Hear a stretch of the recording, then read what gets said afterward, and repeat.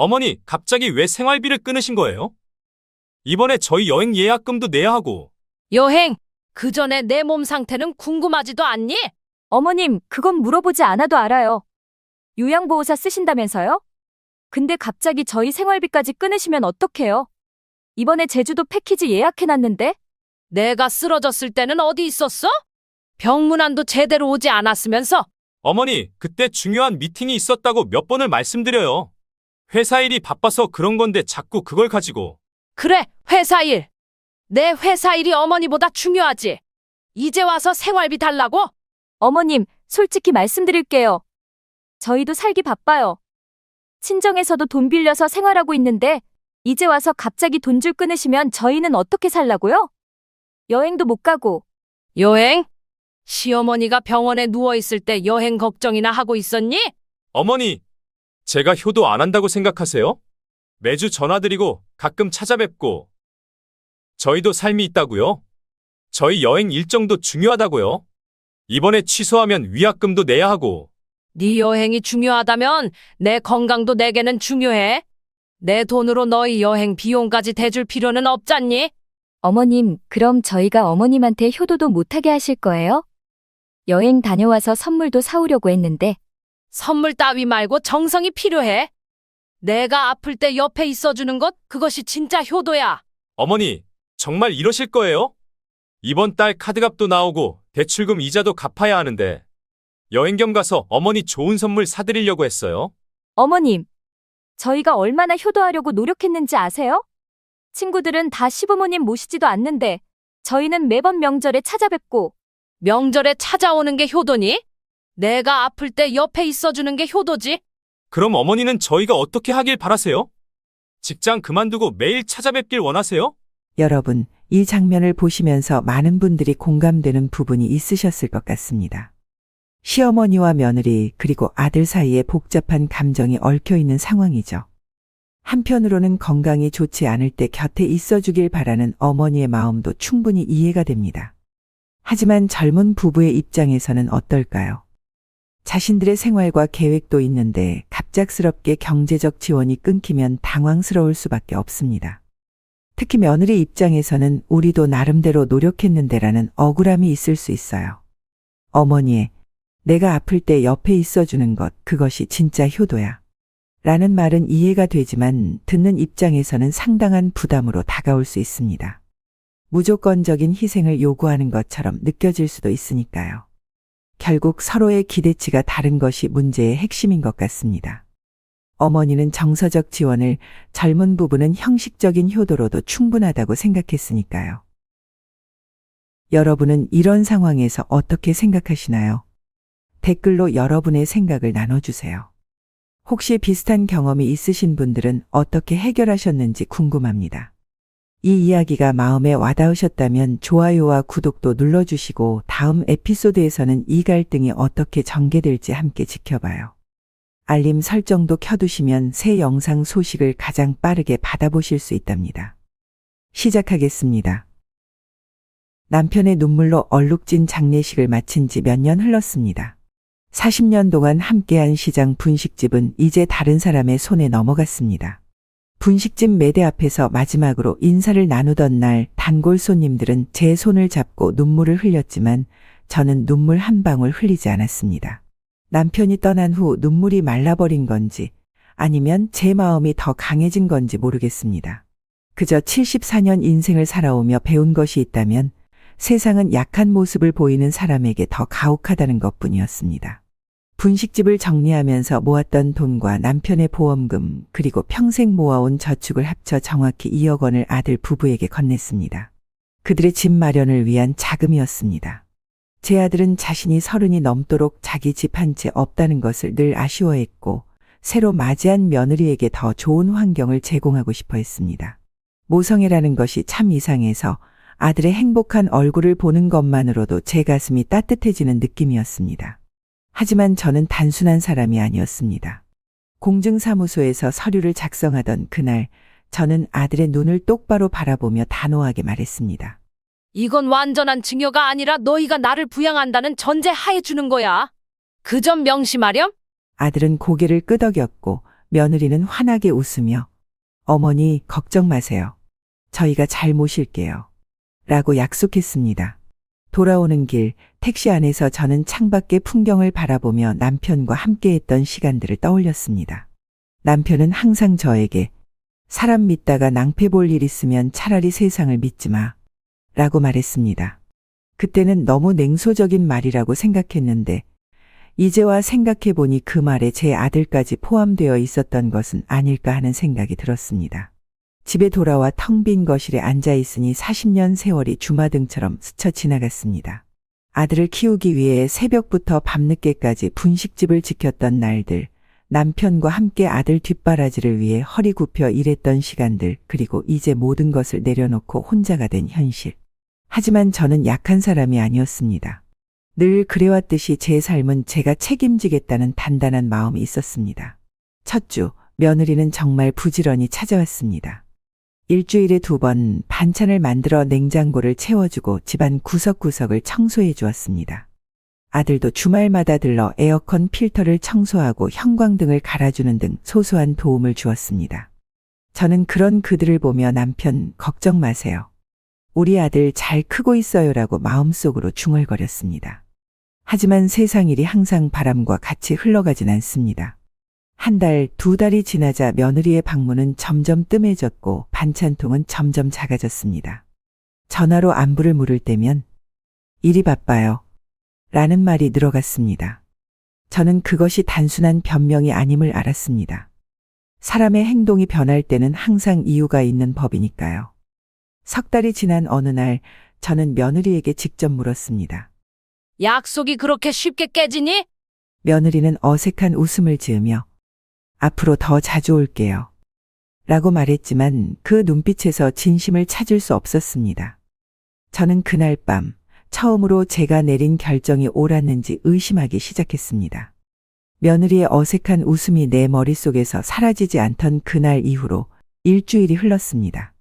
창문 밖으로 보이는 하늘은 유난히 맑았지만 내 마음속은 회색빛 구름이 가득했습니다. 아직도 40년간 운영했던 분식집의 냄새가 내 손끝에 남아있는 것 같았습니다. 냉장고 문을 열 때마다 며느리가 채워놓았던 반찬통들이 점점 비어가는 모습이 눈에 들어왔습니다. 처음 약속했던 일주일에 2번 방문은 이제 1달에 1번 정도로 줄어들었습니다. 남편이 살아있을 때는 이런 일이 없었을 텐데 라는 생각이 머리를 스쳐 지나갔지만 곧바로 떨쳐냈습니다. 의존적인 생각은 늘 제 인생의 걸림돌이었으니까요. 아들 부부에게 준 2억 원이 때때로 아쉽게 느껴졌지만 후회는 하지 않았습니다. 제 선택이었으니까요. 그저 약속이 지켜지지 않는 현실이 씁쓸할 뿐이었습니다. 그날 아침 평소와 다름없이 일어나 창문을 열고 커튼을 걷었습니다. 햇살이 거실을 가득 채웠고 저는 차 한 잔을 손에 들고 베란다에 서서 아파트 단지를 내려다보았습니다. 어느 날부터인가 새벽에 일어나는 습관이 생겼습니다. 40년간 분식집을 운영하며 새벽 4시에 일어나던 습관이 몸에 밴 것인지 아니면 나이가 들수록 수면 시간이 줄어드는 것인지 모르겠습니다. 그렇게 조용한 아침을 맞이하던 중 갑자기 가슴 한쪽이 답답해지기 시작했습니다. 처음에는 그저 소화가 안 된 것이라 생각했습니다. 어제 저녁 이웃에게 받은 김치찌개가 조금 짰으니까요. 하지만 통증은 점점 심해졌고 왼쪽 팔로 퍼져나갔습니다. 숨이 가빠지고 식은땀이 이마에 맺히기 시작했습니다. 그제야 이것이 단순한 소화불량이 아니라는 것을 깨달았습니다. 침착하게 휴대폰을 찾아 아들에게 전화를 걸었습니다. 3번의 신호음 끝에 아들이 전화를 받았습니다. 어머니, 지금 중요한 미팅 중이에요. 나중에 전화 드릴게요. 그리고는 내 상태를 물어보지도 않고 전화를 끊어버렸습니다. 그 순간 가슴의 통증보다 더 큰 아픔이 내 마음을 관통했습니다. 미팅이 어머니보다 중요하다는 아들의 행동에 순간 분노가 치밀어 올랐지만 나는 오랫동안 감정을 억누르는 법을 배워왔습니다. 휴대폰을 다시 들고 이번에는 옆집에 사는 박 여사에게 전화를 걸었습니다. 다행히 그녀는 집에 있었습니다. 박 여사, 미안한데 좀 도와줄 수 있을까? 가슴이 아파서. 김 여사, 당장 갈게요. 움직이지 말고 기다려요. 박 여사는 즉시 달려와 나를 부축해 택시를 잡아 병원으로 향했습니다. 택시 안에서 나는 분노를 참지 못하고 말했습니다. 내 아들은 나보다 회사가 더 중요한가 봐. 40년을 키웠는데 정작 내가 아플 때는 미팅이 더 중요하다니.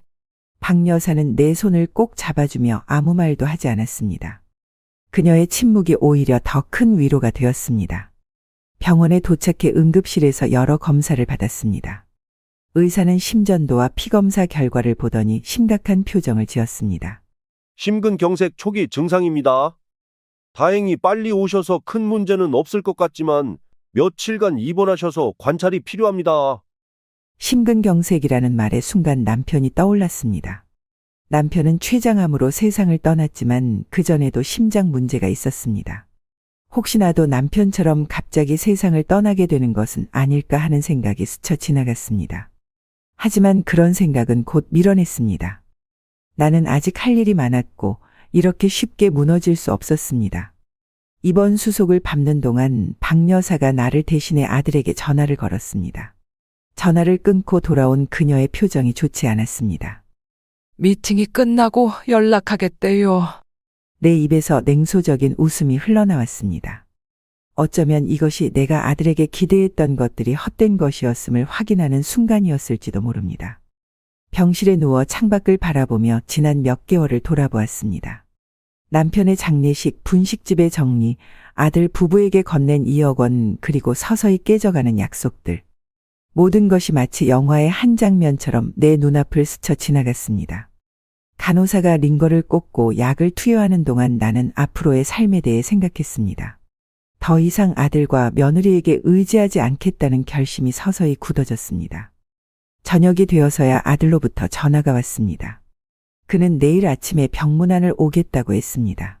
나는 단지 알았다 라는 짧은 대답만 남기고 전화를 끊었습니다. 병실의 어둠 속에서 나는 혼자 웃음을 지었습니다. 이제 마음이 평온해졌습니다.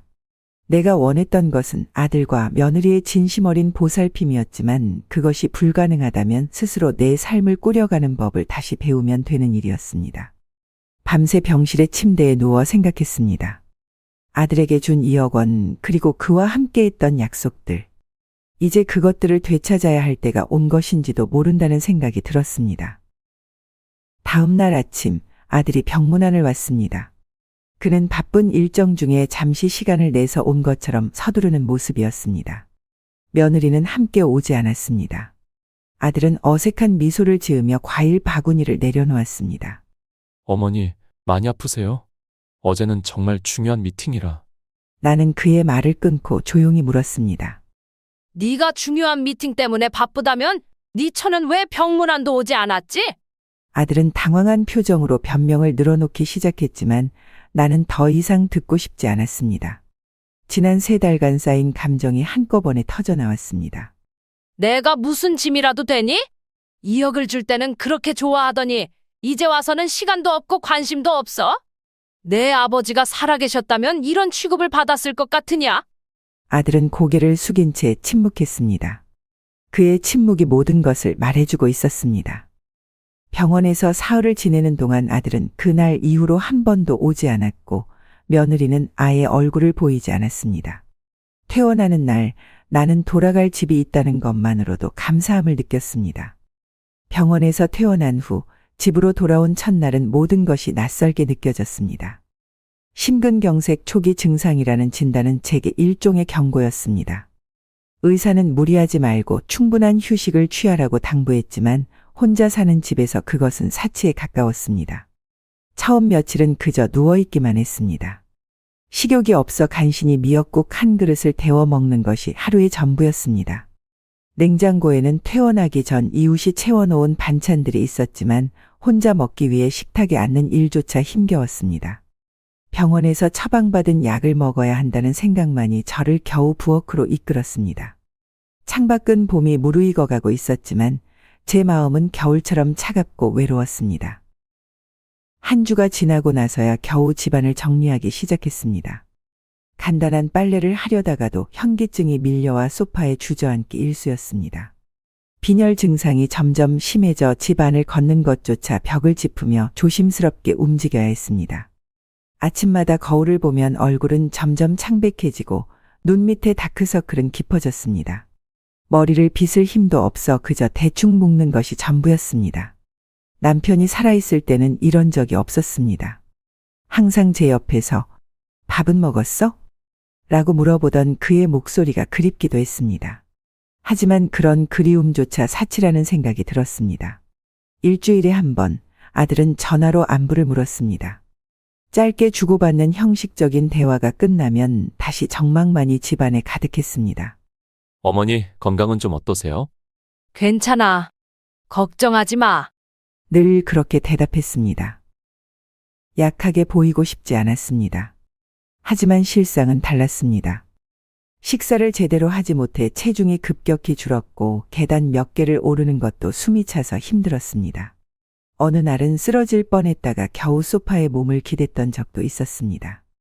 그때마다 휴대폰을 손에 쥐고 아들에게 전화할까 망설였지만 결국 누르지 못했습니다. 입원해 있을 때 보여준 그의 태도가 아직 마음속의 상처로 남아있었기 때문입니다.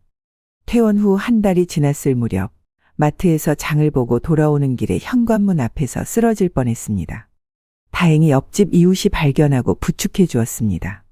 그날 밤 이웃의 도움으로 응급실에 다시 실려가 검사를 받았습니다. 의사는 심각한 빈혈과 영양실조 증상이 있다고 진단했습니다. 아들에게 연락이 갔고 그는 전화로만 걱정을 표했습니다. 직접 찾아오지는 않았습니다. 대신 며느리가 전화를 걸어왔습니다. 어머니, 요즘 많이 불편하시다고 들었어요. 혼자서 무리하지 마시고 요양보호사를 쓰시는 게 어떠세요? 요즘은 국가에서 지원도 해준다고 하던데. 그래, 내가 직접 알아볼게. 대신 그동안 너희에게 줬던 용돈도 이제 그쪽으로 써야겠다. 전화기 너머로 잠시 정적이 흘렀습니다. 매달 아들 부부에게 보내던 생활비 지원이 적은 금액은 아니었습니다. 남편의 보험금 중 일부를 정기적으로 나눠 보내는 것이었는데 그들은 그것을 당연하게 여겨왔습니다. 며느리의 목소리가 약간 떨리며 들려왔습니다. 어머니, 그렇게 하실 필요는 없으세요. 저희가 어떻게든. 됐어. 내가 혼자서도 충분히 결정할 수 있으니까. 내 몸은 내가 더 잘 알아? 통화를 끝내고 창밖을 바라보니 가을비가 내리기 시작했습니다. 빗방울이 창문을 타고 흘러내리는 모습이 제 눈물 같았지만 저는 울지 않았습니다. 대신 전화기를 들고 지역 복지센터에 연락해 요양보호사 정보를 문의했습니다. 그리고 은행의 전화에 자동이체로 설정해 두었던 아들 부부의 계좌 이체를 즉시 중단시켰습니다. 요양보호사 박정숙 씨와 함께하는 생활이 시작된 지 한 달이 지났습니다. 그녀는 일주일에 3번 와서 집안일을 도와주고 식사를 챙겨주었습니다. 처음에는 낯선 사람이 제 집에 드나드는 것이 불편했지만 점차 그녀의 따뜻한 마음씨와 꼼꼼함에 마음을 열게 되었습니다. 박 씨 덕분에 식사를 제대로 하게 되었고 규칙적인 생활 패턴도 되찾았습니다. 빈혈 증상도 많이 호전되어 혼자서도 산책을 나갈 수 있을 정도로 체력이 회복되었습니다. 창가에 작은 화분들을 놓고 허브를 키우기 시작했고 오랫동안 잊고 있던 뜨개질도 다시 시작했습니다. 남편이 떠난 후 처음으로 일상의 소소한 즐거움을 다시 느끼기 시작했습니다.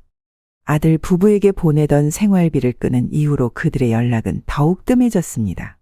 가끔 형식적인 안부 전화가 오는 것이 전부였습니다. 그래도 저는 개의치 않았습니다. 오히려 홀가분한 마음으로 제 삶에 집중할 수 있었습니다. 봄이 깊어가던 어느 날 예고 없이 아들이 찾아왔습니다. 처음에는 무슨 일이 있나 걱정했지만 현관문을 열어주자 그의 표정은 생각보다 밝았습니다. 거실로 들어온 아들은 소파에 앉아 커피를 마시며 조심스럽게 말을 꺼냈습니다. 어머니, 요즘 많이 좋아지신 것 같아 다행이에요. 그래, 요양보호사 아주머니가 잘 챙겨주셔서 많이 나아졌어. 아들은 잠시 망설이더니 본론을 꺼냈습니다. 사실 오늘은 부탁드릴 게 있어서 왔어요. 결혼한 지 5년이 됐는데 아시다시피 저희는 신혼여행도 못 갔잖아요. 그래서 이번에 유럽 여행을 계획하고 있어요. 민정이도 많이 기대하고 있고. 그의 말에 순간 머릿속이 하얘졌습니다. 5년 전 남편의 최장암 판정을 받은 직후였습니다. 아들은 결혼식 날짜를 앞당기자고 했고 남편은 아들의 결혼식을 보는 것이 마지막 소원이라며 동의했습니다. 결혼식은 간소하게 치러졌고 남편의 친구들이 보낸 조의금으로 결혼 비용의 대부분을 충당했습니다. 신혼여행은 남편의 병간호 때문에 미뤄졌던 것입니다. 그 기억이 떠오르자 목구멍이 메어오는 것 같았습니다. 내 아버지 장례식 때 친구들이 보낸 조의금으로 결혼식을 올렸는데 신혼여행은 무슨? 말을 끝맺지 못하고 창밖을 바라보았습니다. 아들의 얼굴이 굳어졌습니다. 잠시 침묵이 흘렀습니다. 그때 아들이 조심스럽게 제 손을 잡았습니다. 어머니, 저도 알아요. 하지만 민정이가 많이 기대하고 있어요. 신혼 초부터 고생만 시켰는데 이번 기회에 좋은 추억을 만들어주고 싶어요. 아들의 눈빛이 간절했습니다. 그 눈빛은 어릴 적 학교 소풍비를 달라며 졸라대던 모습과 똑같았습니다. 아무리 강인한 어머니라도 자식의 간절한 눈빛 앞에서는 무너지기 마련입니다. 마음속으로는 안 된다고 말하려 했지만 입에서 나온 말은 달랐습니다. 얼마나 필요한데? 아들의 표정이 밝아졌습니다. 그는 유럽 일정과 예산을 설명했고 결국 저는 통장에서 1천만 원을 인출해 그에게 건넸습니다. 퇴원 후 모아둔 요양비와 생활비의 상당 부분이었습니다. 아들은 감사하다며 어색하게 절을 했습니다. 문을 나서기 전 그는 돌아보며 말했습니다. 걱정 마세요, 어머니. 좋은 선물 사올게요. 아들이 떠난 후 창가에 서서 그가 탄 차가 사라지는 모습을 지켜보았습니다. 가슴 한편이 무거웠지만 동시에 홀가분한 느낌도 들었습니다. 아마도 이것이 마지막일 것이라는 예감 때문이었을까요? 박 씨가 방문하는 날이 아니었지만 갑자기 그녀에게 전화를 걸었습니다. 박 씨, 오늘 시간 되면 잠깐 와주실 수 있나요? 같이 차 한잔 하고 싶네요. 그날 밤 박 씨와 함께 차를 마시며 아들에 관한 이야기를 나눴습니다. 그녀는 조용히 듣기만 했지만 그것만으로도 위안이 되었습니다. 아들 부부의 여행 일정이 끝나고 돌아오는 날, 저는 아침부터 조금 설레는 마음으로 집안을 정리했습니다. 비록 제가 준 1,000만 원으로 떠난 여행이었지만 그들이 좋은 추억을 만들고 돌아오면 함께 이야기를 나눌 수 있을 거라 기대했습니다. 창가에 앉아 뜨개질을 하며 시간을 보내던 중 초인종 소리가 들렸습니다. 문을 열자 아들과 며느리가 여행 가방을 끌고 서 있었습니다. 피곤해 보이는 얼굴이었지만 그 속에서 여행의 즐거움이 남아있는 듯했습니다. 어머니, 다녀왔습니다. 아들이 형식적인 인사를 건넸고 며느리도 가볍게 목례를 했습니다. 거실로 들어선 그들은 소파에 앉아 작은 종이봉투를 내밀었습니다. 어머니 선물이에요. 봉투 안에는 파리 에펠탑 모양의 작은 열쇠고리와 초콜릿 한 상자가 들어있었습니다. 그저 관광지에서 흔히 볼 수 있는 기념품 수준이었습니다. 물론 선물의 가격이 중요한 것은 아니었지만 1,000만 원의 여행 비용을 생각하면 다소 성의 없게 느껴졌습니다. 그래도 저는 미소를 지으며 감사하다고 말했습니다. 여행은 어땠니? 파리는 날씨가 좋았어? 기대감을 담아 물었지만 돌아온 대답은 너무나 싱거웠습니다. 좋았어요. 날씨도 괜찮았고요. 아들의 대답은 그게 전부였습니다.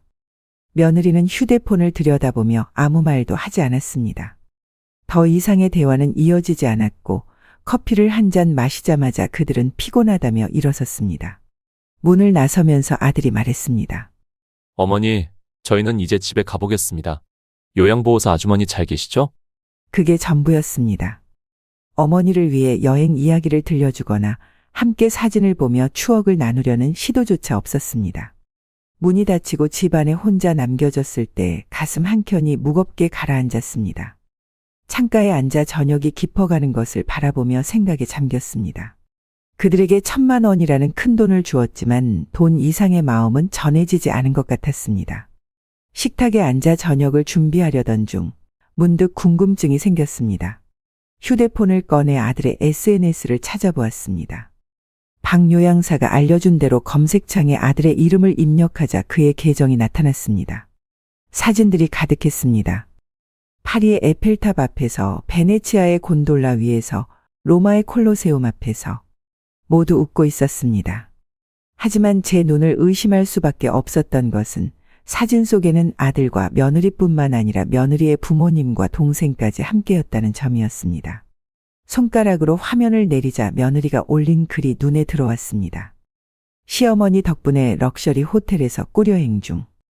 베르사유 궁전 호텔 조식 최고 처음 타본 비즈니스석. 그 밑에는 호화로운 호텔 방 사진과 비즈니스석 좌석에서 찍은 사진들이 이어졌습니다.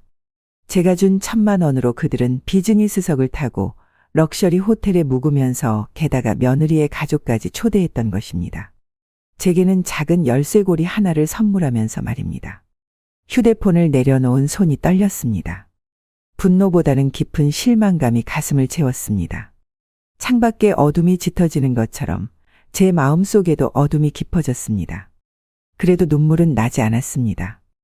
남편이 떠난 후 눈물이 메말랐는지 슬픔조차 느끼지 못했습니다. 대신 차가운 결심이 제 마음을 채웠습니다. 밤새 거실 소파에 앉아 생각했습니다. 창밖으로 보이는 달빛이 제 얼굴을 비추고 있었지만 마음속은 어둠으로 가득했습니다. SNS에서 본 사진들이 계속해서 머릿속을 맴돌았습니다. 내가 어렵게 모아둔 1,000만 원으로 며느리의 가족들까지 유럽 여행을 즐긴 모습이 눈앞에 선했습니다. 그들의 웃음 뒤에 숨겨진 계산이 보이는 듯했습니다. 작은 열쇠고리를 건네며 말없이 돌아갔던 아들의 모습, 휴대폰만 들여다보던 며느리의 모습이 떠올랐습니다. 더 이상 참을 수 없다는 생각이 들었습니다. 아침이 밝자마자 떨리는 손으로 휴대폰을 들고 아들의 번호를 눌렀습니다. 3번의 벨소리 끝에 아들이 전화를 받았습니다. 상대적으로 이른 시간이라 그런지 목소리에 잠기운이 묻어 있었습니다.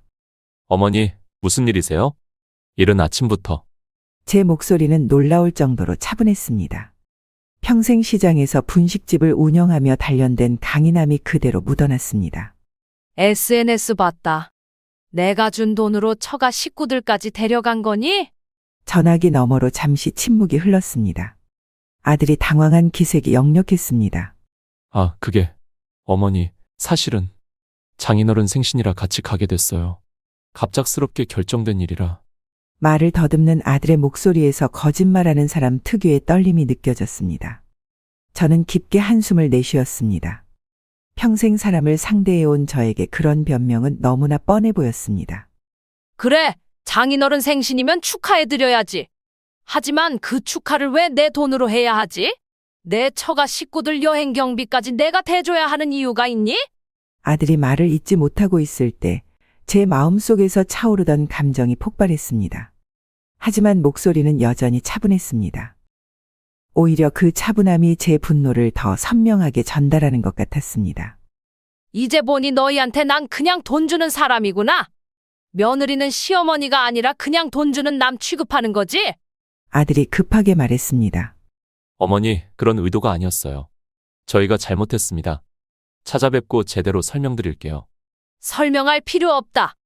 이미 SNS에 다 올라와 있잖니? 시어머니 덕분에 럭셔리 호텔에서 꼬려행 중이라고. 내가 너희에게 준 돈의 의미를 생각해봤니? 그건 단순한 돈이 아니라 내 마음이었어? 전화기 너머로 아들의 숨소리만 들렸습니다. 그가 할 말을 잃은 것이 느껴졌습니다. 저는 마지막으로 단호하게 말했습니다. 이제 끝이다. 내 인생은 내가 살 거야. 당분간 연락하지 말아라. 전화를 끊고 창밖을 바라보았습니다. 아침 햇살이 창문을 통해 거실을 환하게 비추고 있었습니다. 마치 새로운 시작을 알리는 것 같았습니다. 아들과의 통화 이후 저는 한 달간 의도적으로 연락을 끊었습니다. 휴대폰에 울리는 전화와 문자를 무시하고 스스로에게 시간을 주었습니다. 처음으로 제 자신만을 위한 시간이었습니다. 남편이 떠나고 분식집을 정리하고 아들에게 돈을 건넨 이후 계속 뭔가에 쫓기듯 살아온 제 인생을 되돌아볼 수 있는 소중한 시간이었습니다. 매일 아침 일찍 일어나 근처 공원을 산책했습니다. 새들의 지저귐과 바람소리가 제 마음을 치유해 주었습니다. 요양보호사 박 씨는 여전히 일주일에 3번 방문했지만 이제는 단순한 돌봄을 넘어 친구가 되어 있었습니다. 함께 요리를 하고 드라마를 보고 때론 인생 이야기를 나누기도 했습니다. 그러던 어느 날 아침에 일어나려다 갑자기 심한 어지럼증과 함께 다리에 전기가 통하는 듯한 통증이 느껴졌습니다. 처음에는 단순한 노화 증상이라 생각했지만 통증이 점점 심해졌습니다. 박 씨의 권유로 종합병원에서 정밀 검사를 받았습니다. 김 여사님, 요추 디스크 협착증이 꽤 심하시네요. 이 상태로는 수술이 필요합니다. 담당 의사의 진단은 단호했습니다. CT 스캔 결과를 보여주며 의사가 설명했습니다. 수술 자체는 어렵지 않지만 문제는 수술 후 회복 과정입니다. 최소 3주간은 누군가의 도움이 반드시 필요해요. 혼자서는 일상생활이 거의 불가능합니다. 집으로 돌아오는 택시 안에서 깊은 생각에 잠겼습니다. 수술은 두렵지 않았습니다. 제 인생에 크고 작은 수술은 여러 번 있었으니까요. 문제는 회복 기간이었습니다. 요양원에 갈 수도 있었지만 내심 아들의 도움을 받았습니다. 이게 우리 사이를 회복할 마지막 기회가 될지도 모른다는 생각이 들었습니다. 한 달 만에 처음으로 아들에게 전화를 걸었습니다. 놀랍게도 첫 벨소리에 전화를 받았습니다. 어머니, 드디어 연락 주셨네요. 걱정 많이 했어요. 그의 목소리에는 진심이 묻어 있는 것 같았습니다. 저는 상황을 설명했습니다. 디스크 수술을 받아야 한대.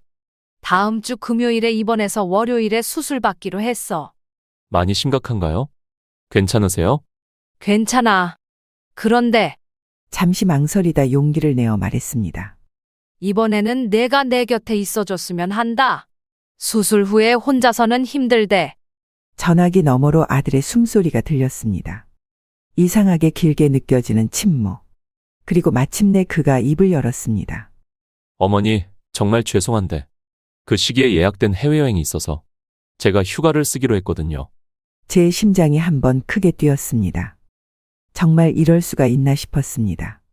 그의 말이 계속 이어졌습니다. 죄송해요, 정말로.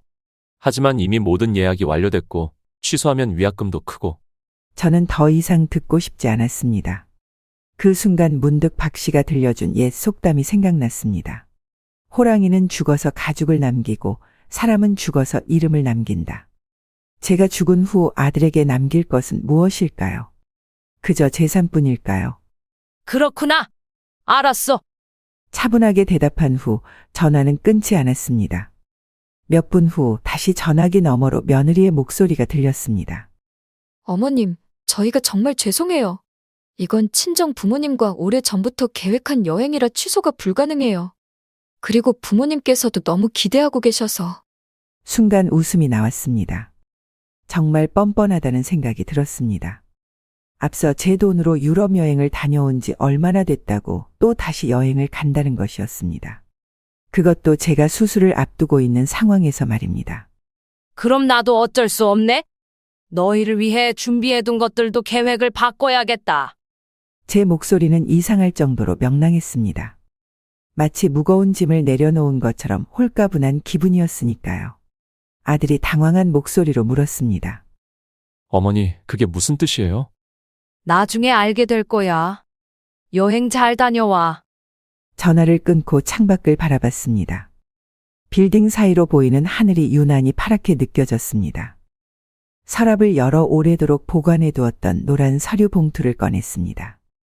그 안에는 20년 전 남편과 함께 작성해둔 유언장과 재산 목록이 있었습니다. 책상에 앉아 펜을 들고 유언장의 내용을 하나하나 수정하기 시작했습니다. 이제야 진정한 자유를 느끼는 것 같았습니다. 냉장고에서 오래된 김치 한 조각을 꺼내 입에 넣으며 중얼거렸습니다. 좋은 김치는 시간이 지날수록 더 깊은 맛이 나는 법이지.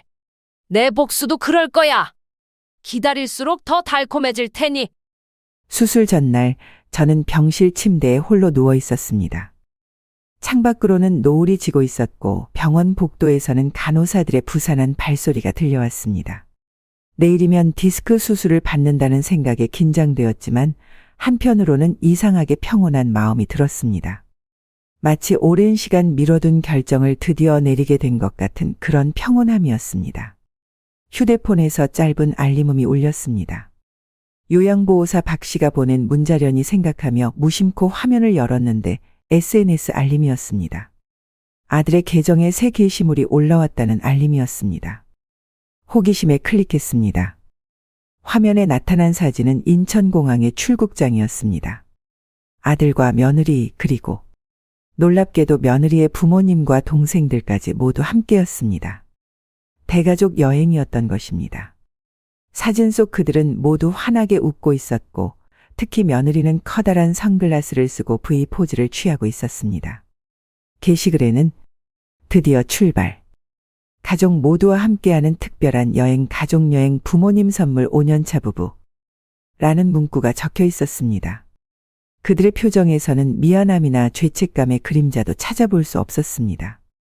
휴대폰을 내려놓으며 깊은 한숨이 나왔습니다. 아들이 했던 말이 떠올랐습니다. 취소하면 위약금도 크고. 그것이 거짓말이었음을 이제 확실히 알게 되었습니다. 이건 급하게 결정된 여행이 아니라 오래전부터 계획된 대가족 여행이었던 것입니다. 더구나 부모님 선물이라는 해시태그를 보니 며느리의 부모님을 위한 여행인 것 같았습니다. 어쩌면 또 제 돈으로 준비한 것인지도 모를 일이었습니다. 창가에 서서 병원 정원을 내려다보며 마음을 가라앉혔습니다. 병원 벤치에 앉아있는 노부부의 모습이 눈에 들어왔습니다. 남편이 할머니의 어깨를 감싸고 있었고 그들은 무언가 이야기를 나누며 웃고 있었습니다. 문득 남편이 살아있었다면 어땠을까 하는 생각이 들었습니다. 하지만 곧 그런 생각을 떨쳐냈습니다. 제가 할 일은 과거를 그리워하는 것이 아니라 남은 인생을 어떻게 살아갈지 결정하는 것이었습니다. 침대로 돌아와 휴대폰을 들고 박 씨에게 문자를 보냈습니다. 박 씨, 혹시 정 판사님 연락처 있나요? 급한 일이 있어서요. 정 판사는 제가 요양병원에 있을 때 알게 된 분으로 은퇴한 판사였습니다. 그는 종종 병원에 자원봉사를 왔고 몇 번 이야기를 나눈 적이 있었습니다. 그때 그가 법률 상담을 무료로 해준다는 이야기를 들었던 것이 기억났습니다. 박 씨는 즉시 연락처를 보내왔고 저는 바로 전화를 걸었습니다. 다행히 정 판사는 전화를 받았고 제 상황을 간략히 설명하자 이해해 주셨습니다. 김 여사님, 내일 수술이시라면 시간이 촉박하군요. 제가 지금 바로 병원으로 가겠습니다. 공증인도 함께 데려갈 테니 걱정 마세요. 1시간 후 정 판사는 약속대로 공증인을 동반해 병실을 찾아왔습니다. 그는 조용히 제 이야기를 듣고 메모를 하며 법적 조언을 해주었습니다. 아들 부부에게 증여한 2억 원은 부양 조건부 증여였다고 하셨죠? 공증 서류가 있으시다면 법적으로 효력이 있습니다.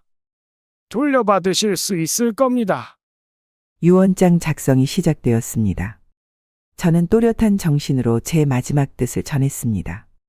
2억 원의 반환 청구, 남은 재산의 처분 방법, 그리고 제가 만약 수술에서 깨어나지 못할 경우에 대한 준비까지 모든 것을 꼼꼼히 기록했습니다. 글을 다 작성하고 서명하는 순간 이상하게도 마음이 가벼워졌습니다. 마치 오랫동안 짊어지고 있던 무거운 짐을 내려놓은 것 같았습니다. 정 판사와 공증인이 작별 인사를 하고 나간 후 저는 창밖의 밤하늘을 바라보았습니다. 별이 유난히 밝게 빛나고 있었습니다. 이제는 끝이다. 내 인생을 되찾을 시간이다. 조용히 중얼거리며 내일의 수술을 위해 눈을 감았습니다. 두렵다기보다는 새로운 시작에 대한 기대감이 더 컸습니다. 이제 더 이상 누구의 어머니도 누구의 아내도 아닌 오직 김학주라는 한 사람으로서의 인생이 시작될 것이기 때문입니다. 마취에서 깨어났을 때 제 몸은 마치 납덩이처럼 무거웠습니다. 눈을 떴지만 머릿속은 여전히 흐릿했고 허리에서부터 다리까지 묵직한 통증이 밀려왔습니다. 의사가 제 앞에 서서 미소를 지었습니다. 김 여사님, 수술은 성공적이었습니다. 협착된 부분을 완전히 제거했고 신경 압박도 해소됐어요. 다행이라는 생각이 들었지만 그때까지만 해도 앞으로의 회복 과정이 얼마나 힘들지 예상하지 못했습니다. 수술 다음 날부터 고통이 본격적으로 시작되었습니다. 허리를 조금만 움직여도 날카로운 통증이 전신을 관통했고 화장실에 가는 것조차 2명의 간호사 도움이 필요했습니다. 밤에는 통증 때문에 잠을 이루기 어려웠고 진통제를 맞고 나서야 겨우 눈을 붙일 수 있었습니다. 하지만 저는 포기하지 않았습니다. 셋째 날부터 간호사들이 놀랄 정도로 강한 의지를 보였습니다. 물리치료사가 방문하자 저는 그에게 물었습니다. 최대한 빨리 회복하려면 어떻게 해야 하나요? 그는 제 상태를 고려해 조심스럽게 대답했습니다. 일단은 충분한 휴식이 필요합니다. 그리고 점진적으로 운동을 늘려가야. 제가 그의 말을 끊었습니다. 휴식은 충분히 취했어요. 지금 당장 할 수 있는 운동을 알려주세요. 물리치료사는 잠시 망설이다가 아주 기본적인 운동 몇 가지를 가르쳐 주었습니다. 침대에 누운 채로 할 수 있는 간단한 다리 들기, 발목 돌리기 같은 것들이었습니다. 대부분의 환자들은 고통 때문에 이마저도 꺼리는 경우가 많았지만 저는 매일 물리치료사가 오는 시간 외에도 혼자서 꾸준히 운동을 했습니다. 5째 날 간호사의 도움을 받아 처음으로 침대에서 일어나 보행기를 짚고 서는데 성공했습니다. 워낙 오랜 시간 누워있던 탓에 어지럼증이 심했지만 저는 꾹 참고 한 발 한 발 내디뎠습니다. 김 여사님, 무리하지 마세요. 천천히 하셔도 돼요. 간호사의 걱정스러운 말에 저는 오히려 웃으며 대답했습니다. 내가 할 수 있는 것은 스스로 하겠어요. 아직 이 정도는 문제 없어요. 사실 문제가 없는 건 아니었습니다. 한 걸음 한 걸음 내디딜 때마다 허리가 찢어질 듯한 통증이 밀려왔지만 그것조차 저에게는 살아있음을 느끼게 해주는 증거였습니다. 아들 부부가 저를 버리고 떠났다는 생각이 들 때마다 그 분노와 서러움은 오히려 더 강한 의지로 변했습니다. 그들이 돌아왔을 때 제가 누군가의 도움 없이도 당당히 서 있는 모습을 보여주고 싶었습니다. 일주일이 지나자 병실 안에서의 보행은 어느 정도 익숙해졌고 화장실도 혼자서 다녀올 수 있게 되었습니다. 열흘째 되는 날, 저는 복도 끝까지 혼자 걸어보겠다고 고집을 부렸습니다. 간호사는 걱정스러워했지만 결국 제 뒤에서 따라오는 것으로 타협했습니다. 복도를 걸으며 병원 창문 밖으로 보이는 하늘을 바라보았습니다. 맑은 가을 하늘이 유난히 높고 파랗게 느껴졌습니다. 한 발 한 발 내디딜 때마다 제 안에 무언가가 더 단단해지는 느낌이었습니다. 어쩌면 이 고통스러운 회복 과정은 제 영혼의 회복을 위한 것이기도 했습니다. 2주일이 지났을 때 원장이 회진을 왔습니다. 제가 재활 일지를 보여주자 그는 놀란 표정을 지었습니다. 김 여사님, 정말 대단하세요. 보통 이 정도 수술을 받은 환자들은 한 달은 좋게 걸리는 과정을 절반의 시간에 해내고 계시네요. 저는 미소를 지으며 대답했습니다. 제가 아직 하고 싶은 일이 많거든요. 원장님. 그는 제 손을 잡고 진심 어린 목소리로 말했습니다. 이런 추지라면 빨리 회복될 것 같습니다. 다른 환자들에게도 좋은 본보기가 되고 계세요. 회복 과정은 생각보다 빨랐습니다. 의사들의 예상을 훨씬 뛰어넘는 속도로 저는 건강을 되찾아갔습니다. 매일 아침 일찍 일어나 병실 창가에서 체조를 시작하고 하루에 3번씩 복도를 왕복했습니다. 처음에는 보행기에 의지했지만 2주차가 되면서 지팡이만으로도 충분히 걸을 수 있게 되었습니다. 물리치료사는 제 회복 속도에 놀라워했고 다른 환자들은 저를 보며 희망을 얻는다고 했습니다. 퇴원을 닷새 앞둔 어느 오후 휴대폰이 울렸습니다. 화면에 떠오른 아들의 이름을 보고 잠시 망설였습니다. 3주간 한 번도 연락이 없었습니다. 수술 당일에도 힘든 회복 과정 중에도 단 한 통의 전화나 문자도 없었습니다. 그런데 이제 와서 전화라니. 아마도 여행이 끝나고 돌아온 모양이었습니다. 몇 번의 벨소리 후에 전화를 받았습니다. 여보세요. 제 목소리는 의도적으로 담담했습니다. 아들의 목소리는 조금 어색했습니다. 어머니, 저희 어제 귀국했어요. 여행 잘 다녀왔습니다. 침묵이 이어졌습니다. 저는 아무 말도 하지 않았습니다. 아들이 다시 입을 열었습니다. 수술은 잘 됐나요? 많이 아프셨어요? 그의 목소리에는 미안함보다는 형식적인 안부가 더 느껴졌습니다. 마치 오래 못 본 지인에게 안부를 묻듯이 말이죠. 저는 창밖을 바라보며 대답했습니다. 내 걱정 덕분에 죽을 뻔했지만 살았다. 목소리에는 감정을 최대한 배제했지만 그 말 자체가 가진 무게는 충분했습니다. 전화기 너머로 아들의 당황한 숨소리가 들렸습니다. 어머니, 정말 죄송해요. 제가 옆에 있어드리지 못해서. 하지만 사정이 있었고. 제가 그의 말을 자르며 말했습니다. 사정? 그래, 내 처가 식구들과의 여행이 중요한 사정이었지. SNS에 올린 사진들 잘 봤다. 아들이 말을 더듬었습니다. 그게 저희가 찾아뵐게요. 지금 병원이 어디세요? 이제 와서 뭐 하러? 너희 편한 대로 해. 난 이미 퇴원 준비 중이야. 퇴원이요? 벌써요? 하지만 누가 어머니를 돌봐드려요? 그의 목소리에 처음으로 진짜 걱정이 묻어났습니다. 저는 쓴웃음을 지었습니다. 나 혼자서도 얼마든지 살 수 있어. 내가 없어도 이 나이까지 잘 살아왔잖니? 앞으로도 마찬가지야. 어머니, 제발 그러지 마세요. 저희가 정말 잘못했어요. 바로 병원으로 갈게요.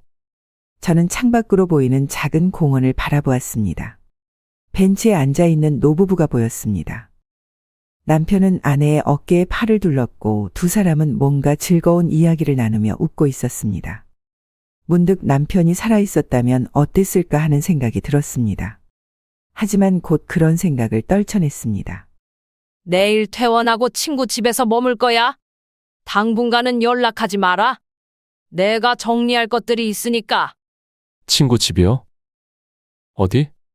너희가 알 필요 없어. 내 삶은 내가 알아서 살게. 너희도 그렇게 하고. 전화를 끊기 전 아들이 급하게 말했습니다. 어머니, 제발요. 저희가 정말 잘못했어요. 만나서 얘기라도. 얘기할 것 없다. 이제 우리는 서로에게 남이야. 내가 여행 떠날 때 이미 그렇게 결정했어. 전화를 끊고 깊은 숨을 내쉬었습니다. 몸은 약해졌을지 몰라도 마음은 그 어느 때보다 단단해졌습니다. 침대 옆 테이블 위에는 이미 짐을 꾸려놓은 작은 가방이 있었고 벽에 걸린 달력에는 내일 날짜에 빨간 동그라미가 쳐져 있었습니다. 퇴원하는 날이자 제 새로운 인생이 시작되는 날이었습니다. 병실 창가에 서서 석양을 바라보며 생각했습니다. 이제 모든 것이 준비되었습니다. 아들이 돌아왔을 때 제가 이미 자립해 있는 모습은 그에게 어떤 충격을 줄까요? 하지만 이건 단순한 복수가 아니었습니다. 제 인생을 되찾는 과정이었습니다. 이제 시작이야. 중얼거리며 내일의 퇴원을 준비했습니다.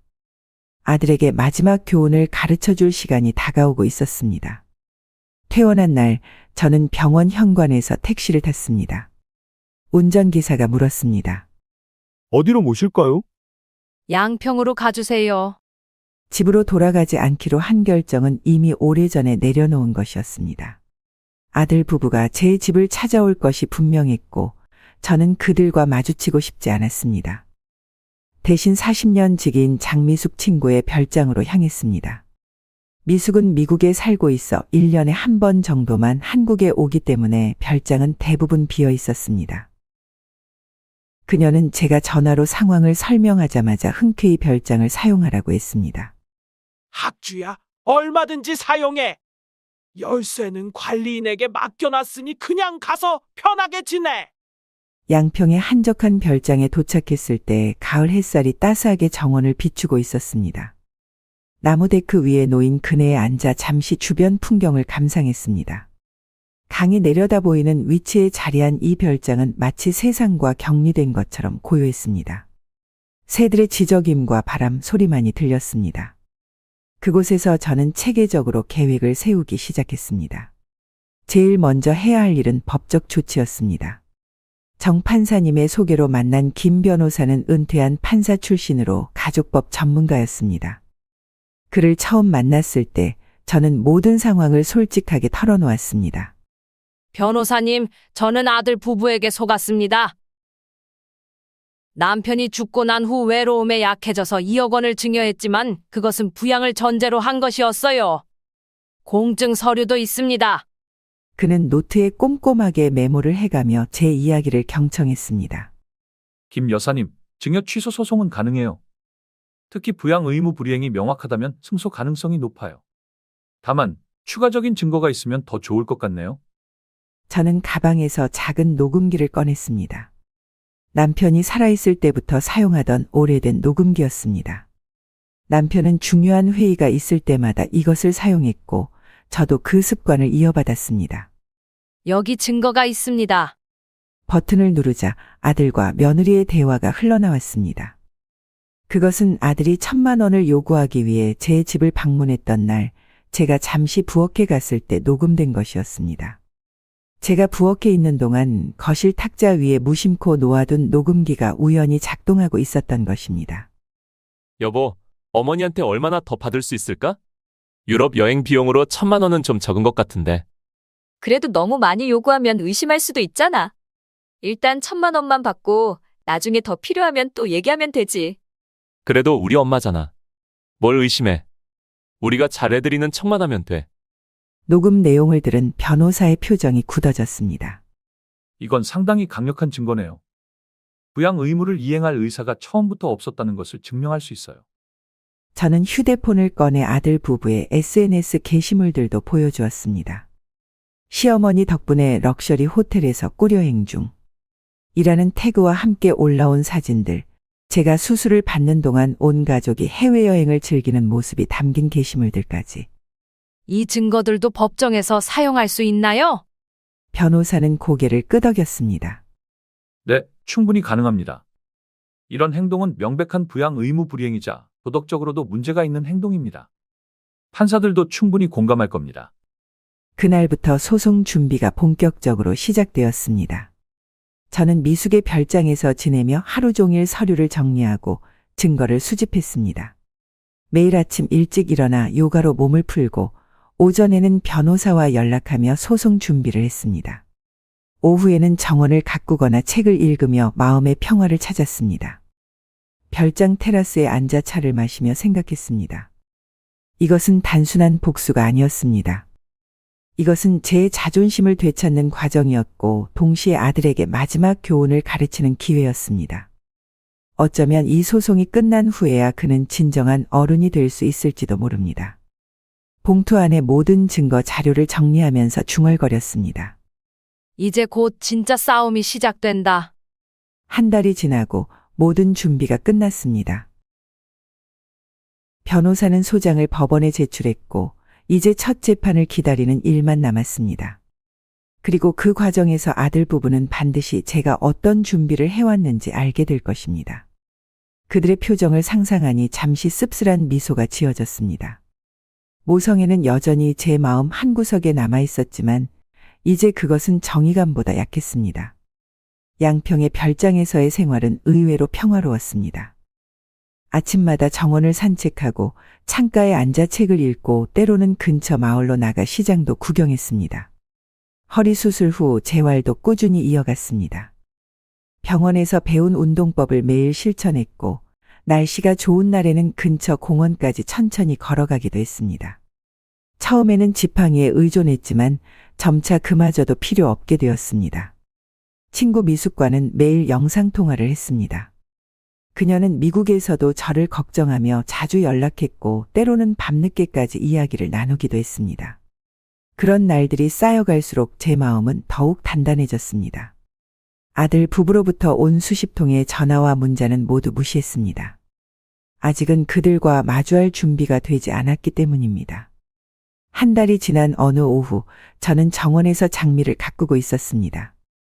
가을이 깊어가면서 장미꽃들은 마지막 꽃을 피우고 있었고 저는 그것들을 정성껏 다듬고 있었습니다.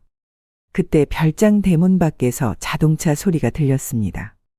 평소에는 찾아오는 사람이 거의 없는 곳이라 의아했지만 아마도 택배기사나 우유 배달원일 거라 생각했습니다. 하지만 대문이 열리고 들어온 사람들의 모습에 저는 가위를 든 채 그대로 굳어버렸습니다. 아들과 며느리 그리고 그들 뒤로 경찰 2명이 따라 들어왔습니다. 아들의 얼굴은 지치고 수척해 보였고 며느리는 불안한 듯 주변을 두리번거렸습니다. 어머니, 아들이 달려와 제 손을 잡으려 했지만 저는 한 걸음 물러섰습니다. 여기가 어디예요? 왜 아무 말도 없이 사라지신 거예요? 저희가 얼마나 걱정했는지 아세요? 그의 목소리에는 분노와 안도감이 뒤섞여 있었습니다. 경찰 중 한 명이 앞으로 나왔습니다. 김학주 여사님이 맞으신가요? 아드님께서 실종 신고를 하셔서 찾아왔습니다. 괜찮으신가요? 저는 정원 장갑을 벗으며 차분하게 대답했습니다. 네, 맞습니다. 하지만 실종된 것이 아니라 제가 자발적으로 이곳에 머물고 있습니다. 경찰관이 고개를 끄덕였습니다. 그렇군요. 하지만 가족들이 많이 걱정하셨습니다. 이제 함께 돌아가시는 게 어떨까요? 아들이 급하게 말을 이었습니다.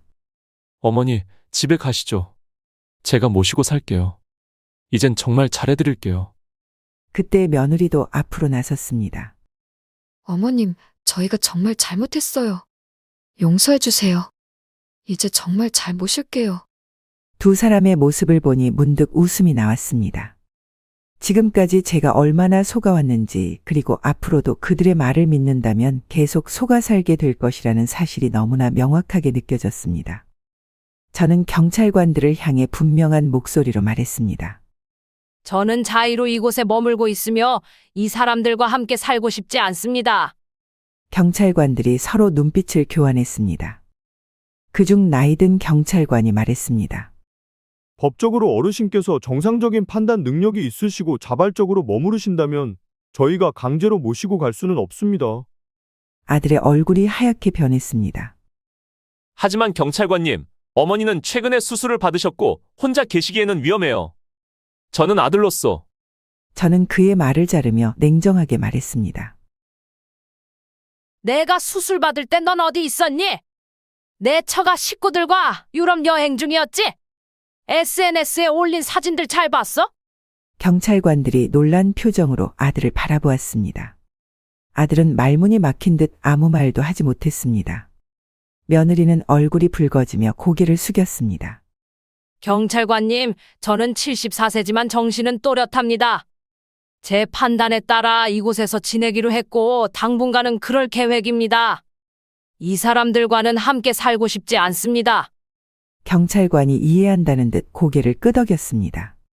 알겠습니다, 여사님. 저희는 여사님께서 안전하게 계신다는 것을 확인했으니 이만 돌아가겠습니다. 아들이 다급하게 경찰관의 팔을 잡았습니다. 잠깐만요. 그냥 가시면 안 됩니다. 어머니는 노인이시고. 경찰관은 부드럽지만 단호하게 말했습니다. 죄송합니다만 어머님께서 온전한 정신으로 자신의 의사를 표현하셨습니다. 저희가 더 개입할 사항이 아닙니다. 경찰관들이 물러서자 아들은 망연자실한 표정으로 서 있었습니다. 그의 눈에는 당혹감과 분노, 그리고 어쩌면 조금의 후회도 비치는 것 같았습니다. 그는 마지막으로 저를 바라보며 말했습니다. 어머니, 제발요. 저희가 정말 잘못했어요. 한 번만 더 기회를 주세요. 저는 천천히 고개를 저었습니다. 너희에게 이미 너무 많은 기회를 줬어. 이제는 끝이야. 내 인생은 내가 살 거야. 그들이 떠난 후 저는 정원 의자에 앉아 깊은 숨을 내쉬었습니다. 가슴이 무거웠지만 동시에 어떤 해방감도 느껴졌습니다. 이제 정말로 제 삶을 찾아가는 과정이 시작된 것 같았습니다. 오렌지빛 노을이 별장 위로 물들기 시작했고 저는 그 아름다운 풍경을 바라보며 제 마음을 정리했습니다. 이제 진짜 시작이다. 첫 번째 재판날, 해가 뜨기도 전에 일어나 정성껏 준비했습니다. 깔끔한 검은색 정장을 입고 흰색 블라우스를 매치했습니다. 남편과 함께 찍은 사진이 들어있는 작은 목걸이를 목에 걸었습니다. 그것은 마치 남편이 함께 법정에 동행하는 것 같은 느낌을 주었습니다. 법원 앞에 도착했을 때 김 변호사가 이미 기다리고 있었습니다. 그는 저를 보자 안심한 듯 미소를 지었습니다. 오늘 긴장하지 마세요. 저희가 준비한 증거는 충분합니다. 법정에 들어서자 맞은편에 아들과 며느리가 앉아 있었습니다. 그들도 정장 차림이었고 굉장히 침울해 보였습니다. 특히 아들의 얼굴은 피곤해 보였고 눈 밑에는 다크서클이 짙게 내려앉아 있었습니다. 저와 눈이 마주치자 그는 잠시 시선을 피했습니다. 재판이 시작되었고 양측 변호사의 모두 진술 후 증거 제시가 시작되었습니다. 제 변호사는 차분하게 공증된 증여 계약서를 제출했습니다. 그 계약서에는 분명히 부양을 전제로 한 증여라는 문구가 명시되어 있었습니다. 이어서 저희 입원 기록, 수술 내역 그리고 그 기간 동안 아들 부부가 해외에 있었다는 출입국 기록까지 제출되었습니다. 결정타는 녹음 파일이었습니다. 법정에 아들과 며느리의 목소리가 울려 퍼졌습니다. 여보, 어머니한테 얼마나 더 받을 수 있을까? 유럽 여행 비용으로 1,000만 원은 좀 적은 것 같은데. 그래도 너무 많이 요구하면 의심할 수도 있잖아. 일단 1,000만 원만 받고 나중에 더 필요하면 또 얘기하면 되지. 그래도 엄마잖아. 뭘 의심해. 우리가 잘해드리는 척만 하면 돼. 녹음이 재생되는 동안 아들의 얼굴이 창백해졌고 며느리는 손으로 얼굴을 가렸습니다. 법정에는 무거운 침묵이 흘렀습니다. 판사는 서류를 검토하며 깊은 생각에 잠긴 표정이었습니다. 이어서 아들 부부의 변호사가 자리에서 일어났습니다. 그는 이것이 단순한 가족 간의 오해라고 주장했고 아들 부부가 나름대로 효도하려 했다는 변명을 늘어놓았습니다. 그리고 마지막으로 며느리를 증인석에 불렀습니다.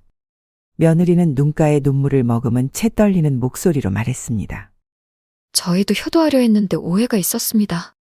시어머님을 정말 모시고 싶었지만 직장일이 바빠서. 그리고 여행은 오래전부터 계획한 것이라 취소할 수 없었어요. 그녀의 말이 이어지는 동안 판사는 태블릿 PC를 들여다보고 있었습니다.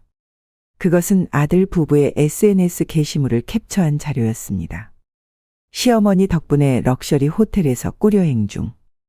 이라는 글귀와 함께 찍은 호화로운 사진들, 제가 수술을 받는 날 공항에서 찍은 사진, 그리고 여행 일정이 훨씬 전부터 계획되었음을 보여주는 예약 내역까지. 판사는 고개를 절레절레 흔들며 며느리를 바라보았습니다. 증인의 증언과 이 증거 자료가 일치하지 않네요. 이 게시물은 어떻게 설명하시겠습니까? 며느리는 말문이 막힌 듯 아무 말도 하지 못했습니다. 그녀의 눈에서 진짜 눈물이 흘러내렸고 법정은 다시 침묵에 잠겼습니다. 첫 재판이 끝난 후 김 변호사는 만족스러운 표정으로 말했습니다. 오늘 재판은 아주 잘 진행되었습니다. 판사님께서 증거를 명확히 보셨어요. 승소 가능성이 높습니다. 재판이 계속되는 동안 저는 제 삶의 새로운 의미를 찾기 위해 노력했습니다. 오랫동안 시장에서 분식집을 운영하며 미뤄두었던 꿈이 있었습니다. 바로 글을 쓰는 것이었습니다. 어릴 적부터 일기를 쓰는 것을 좋아했고 때로는 짧은 시나 수필을 써보기도 했지만 생계를 위해 그 꿈을 접어두었던 것입니다. 양평 근처에 있는 노인대학에 문예창작반이 있다는 것을 알게 되었고 망설임 없이 등록했습니다. 일주일에 2번 나이든 학생들과 함께 앉아 글쓰기를 배우는 시간은 특별했습니다. 처음에는 서툴렀지만 강사님의 지도에 따라 점차 글쓰기 실력이 향상되었습니다. 수업 과제로 자전적 수필을 쓰라는 주문을 받았을 때 저는 망설임 없이 제 경험을 글로 풀어내기 시작했습니다. 남편의 죽음부터 아들 부부와의 갈등, 그리고 법정 싸움에 이르기까지 모든 과정을 솔직하게 담았습니다. 글을 쓰는 동안 때로는 눈물이 앞을 가리기도 했지만 동시에 마음이 정화되는 느낌도 들었습니다. 버림받은 부모들의 서글픈 자화상. 이라는 제목의 수필이 완성되었을 때 강사님은 깊은 감동을 받았다며 지역 신문에 투고해보라고 권유했습니다. 반신반의하며 투고했는데 놀랍게도 바로 게재가 결정되었습니다. 신문에 실린 다음 날 제 휴대폰은 쉴 새 없이 울렸습니다. 친구들의 축하 전화도 있었지만 대부분은 비슷한 경험을 가진 노인들이었습니다. 그들은 제 글을 읽고 위로를 받았다며 만나서 이야기를 나누고 싶다고 했습니다. 한 할머니는 전화로 이렇게 말했습니다. 글을 읽으면서 계속 울었어요. 내 이야기 같아서. 나도 딸에게 집을 줬는데 이제는 명절에도 찾아오지 않아요. 그렇게 비슷한 경험을 가진 노인들과의 만남이 시작되었습니다. 처음에는 카페에서 서너 명이 모여 이야기를 나누는 것으로 시작했지만 점차 그 모임이 커져갔습니다. 우리는 서로의 아픔을 나누고 위로하고 때로는 함께 웃으며 새로운 인연을 맺어갔습니다. 법정 싸움은 여전히 진행 중이었지만 저는 더 이상 그것에 모든 에너지를 쏟지 않았습니다. 새로운 친구들과의 만남, 글쓰기, 그리고 자연 속에서의 평화로운 시간이 제게 더 큰 의미를 주었습니다. 아들과의 관계가 끝났다고 해서 제 인생이 끝난 것은 아니었습니다.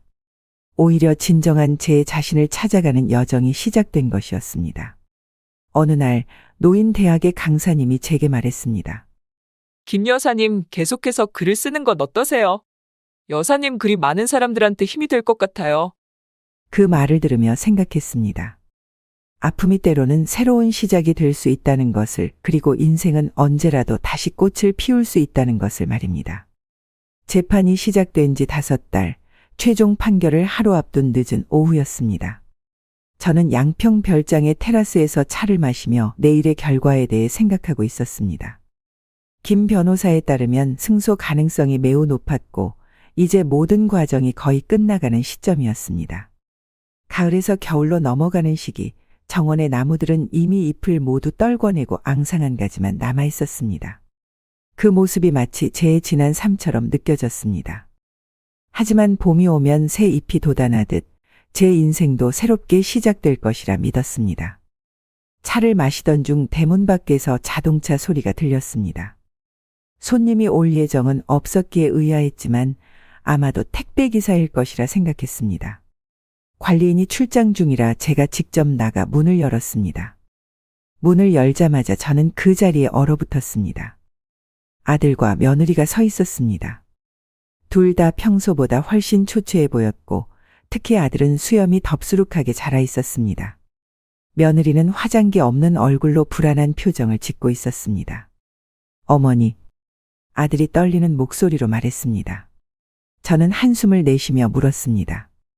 무슨 일이니? 법원에서 만나기로 했잖아. 어머니, 잠시 이야기 좀 나눌 수 있을까요? 망설이다가 결국 그들을 안으로 들였습니다. 거실 소파에 앉았지만 아무도 먼저 말을 꺼내지 않았습니다. 무거운 침묵이 흐르다가 갑자기 아들이 소파에서 일어나 제 앞에 무릎을 꿇었습니다. 며느리도 그를 따라 무릎을 꿇었습니다. 어머니, 정말 잘못했습니다. 용서해 주세요. 아들의 눈에는 눈물이 고여 있었습니다. 그것이 진심인지 아니면 내일의 판결을 앞두고 마지막 수단으로 선택한 연기인지 구분하기 어려웠습니다. 다만 그의 얼굴에 역력한 피로감은 거짓이 아닌 것 같았습니다. 며느리가 덧붙였습니다. 어머님, 저 정말 죄송합니다. 어머님의 재산만 바라봤던 제 욕심을 용서해 주세요. 그녀의 얼굴에서 눈물이 흘러내렸습니다.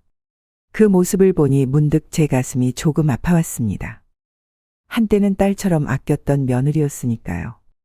하지만 동시에 지난 몇 개월간의 경험이 떠올랐습니다. 심근경색으로 쓰러졌을 때, 디스크 수술을 받을 때 그 어느 때도 그들은 제 곁에 없었습니다.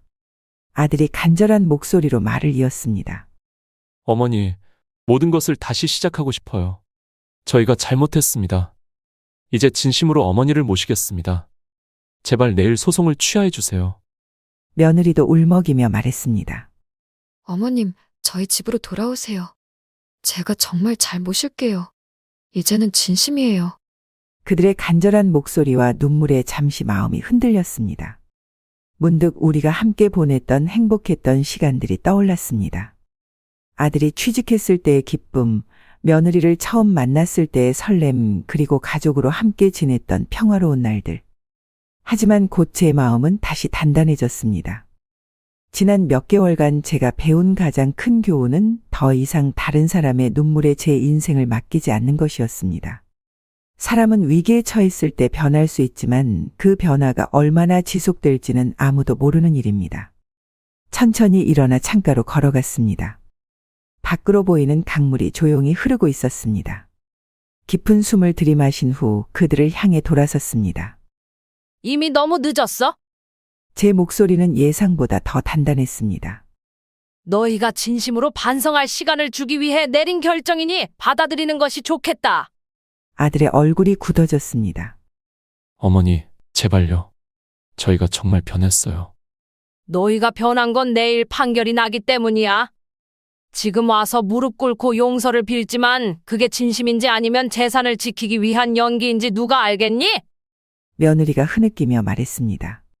어머님, 정말 죄송해요. 다시는 이런 일 없을 거예요. 제가 고개를 저었습니다. 지금 와서 하는 약속에 어떤 의미가 있겠니?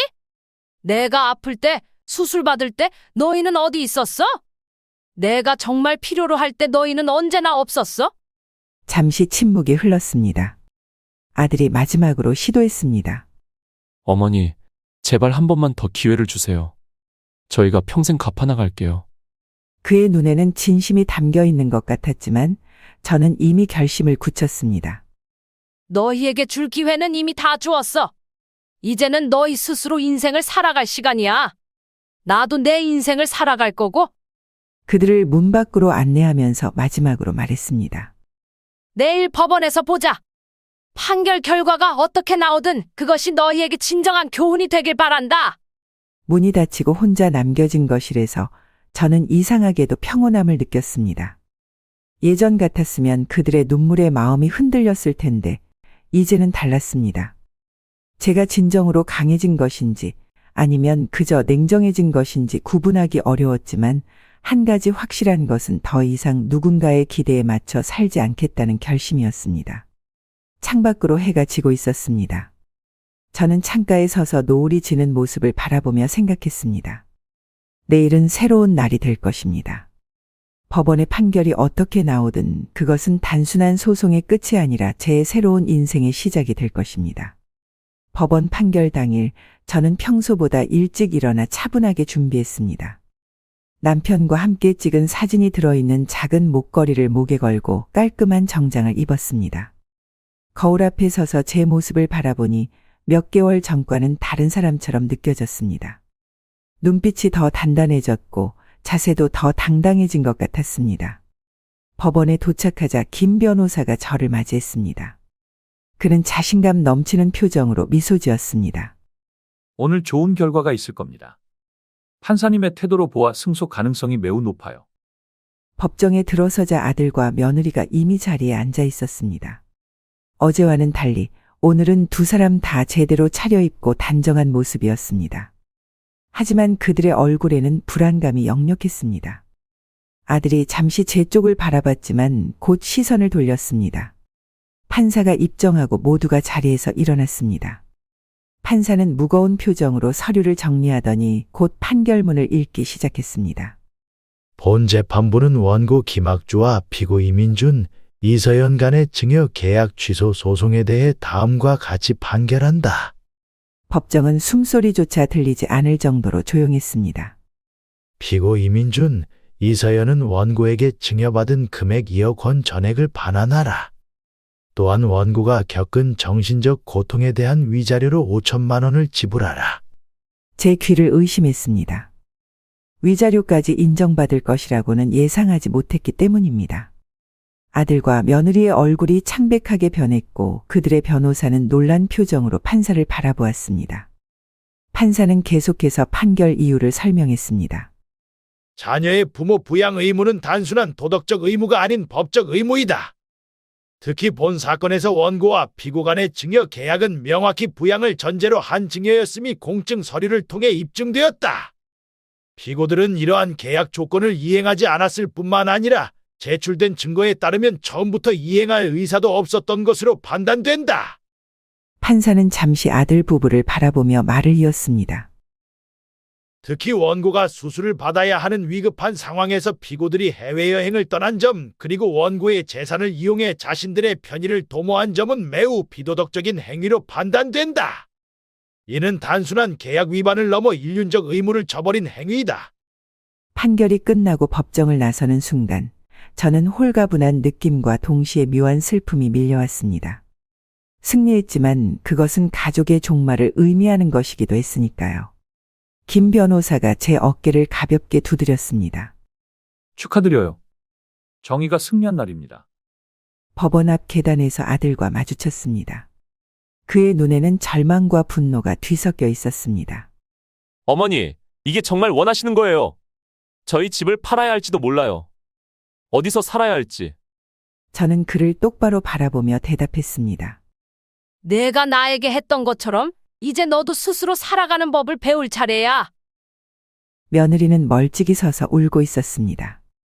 제 마음 한구석이 흔들렸지만 곧 단단하게 굳혔습니다. 이것은 단순한 복수가 아니라 정의로운 결과였으니까요. 판결 이후에 몇 주는 빠르게 지나갔습니다. 아들 부부는 결국 그들이 살던 아파트를 급매물로 내놓을 수밖에 없었습니다. 2억 원의 반환금과 5천만 원의 위자료를 마련하기 위해서였습니다.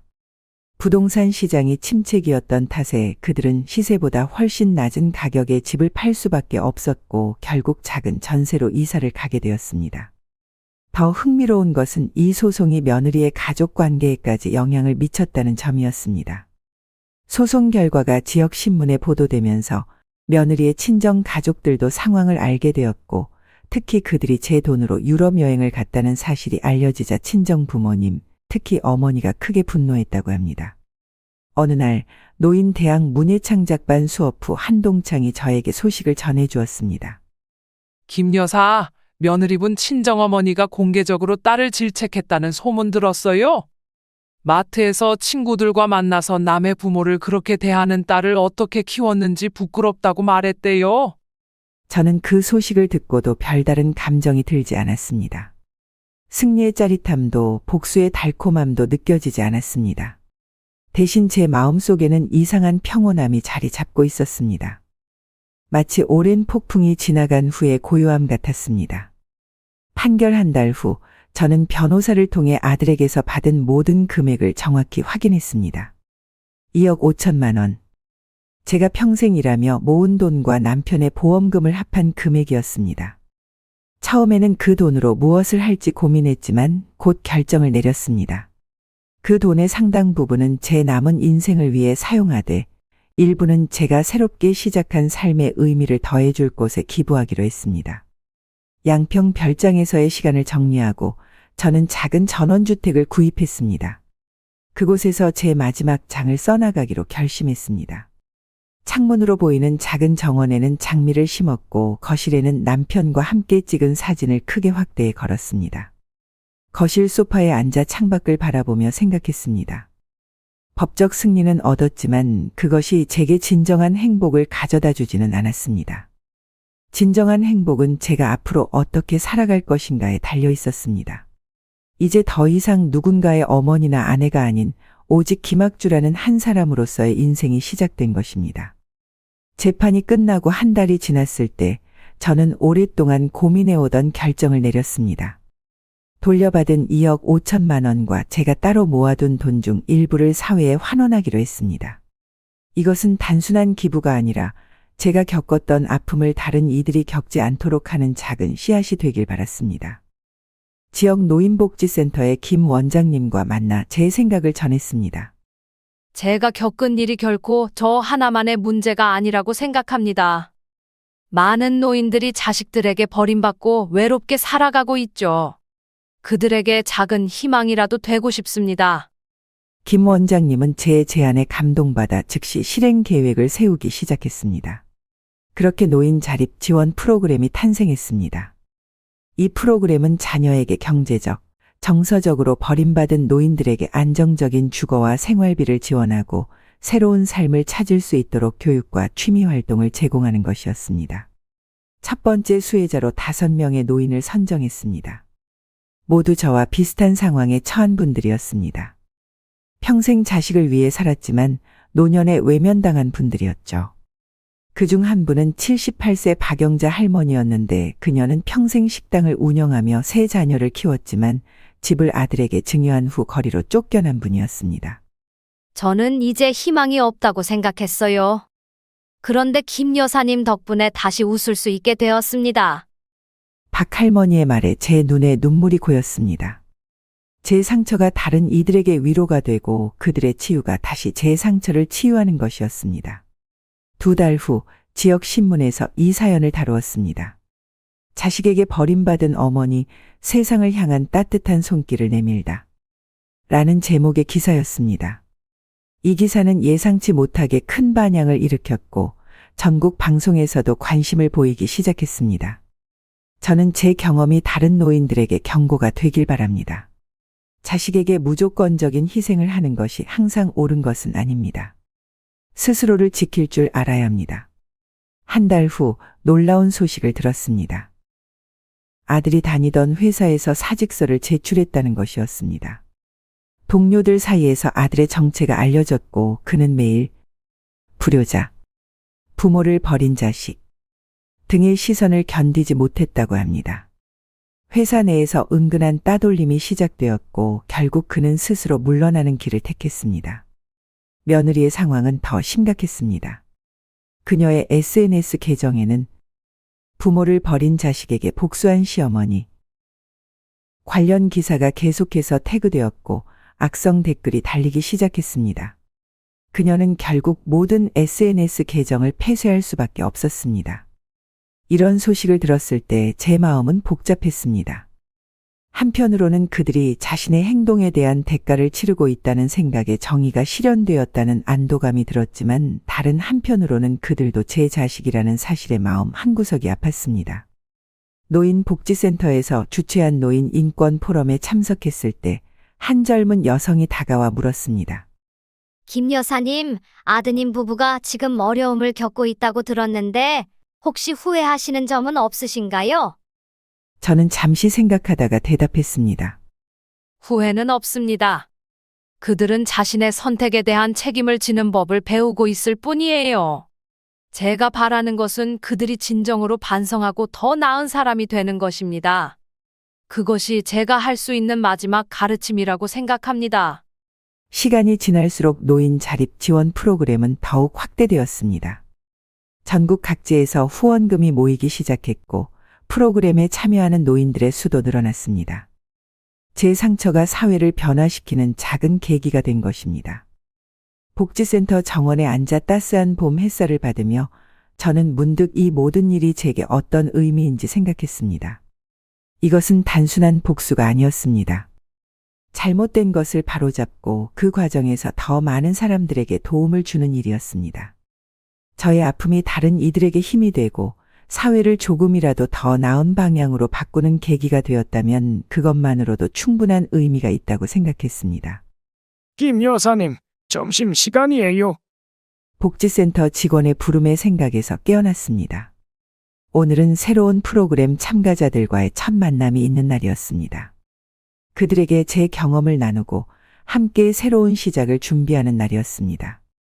복지센터로 향하며 생각했습니다. 아마도 이것이 제 인생의 진정한 목적이 아니었을까. 인생의 가을에 맞이한 배신과 상처는 저를 쓰러뜨릴 수도 있었습니다. 하지만 그 아픔이 오히려 새로운 봄을 맞이하는 씨앗이 되었습니다. 남편을 잃고 아들에게 배신당하고 병상에 누워야 했던 그 모든 순간들이 지금의 저를 만들었습니다. 더 강하고 더 지혜롭고 무엇보다 스스로의 가치를 알게 된 저를 말입니다. 이제 저는 돈과 재산을 되찾았을 뿐만 아니라 제 인생의 주도권도 되찾았습니다. 더 이상 누군가의 어머니나 아내로서가 아닌 김학주라는 한 사람으로서 당당히 살아가고 있습니다. 비슷한 상처를 가진 이들에게 힘이 되고 세상의 작은 변화를 일으키는 일은 제게 새로운 기쁨을 가져다 주었습니다. 모든 부모가 자식에게 헌신하지만 그 헌신이 당연시되어서는 안 됩니다. 자식을 위한 희생이 결국 자신을 지우는 일이 되어서도 안 됩니다. 진정한 효도는 형식적인 선물이나 가끔의 방문이 아니라 부모의 마음을 이해하고 존중하는 데서 시작됩니다. 저의 이야기가 누군가에게 위로가 되고 또 다른 누군가에게는 경각심이 되기를 바랍니다. 인생은 언제라도 다시 시작할 수 있습니다. 74세의 나이에 새로운 길을 찾은 제가 그 증거입니다. 여러분도 자신의 가치를 잊지 마시고 언제나 당당하게 자신의 인생을 살아가시길 바랍니다. 삶은 때로 우리를 배신하지만 그 아픔을 딛고 일어서는 순간 더 아름다운 내일이 기다리고 있을 테니까요.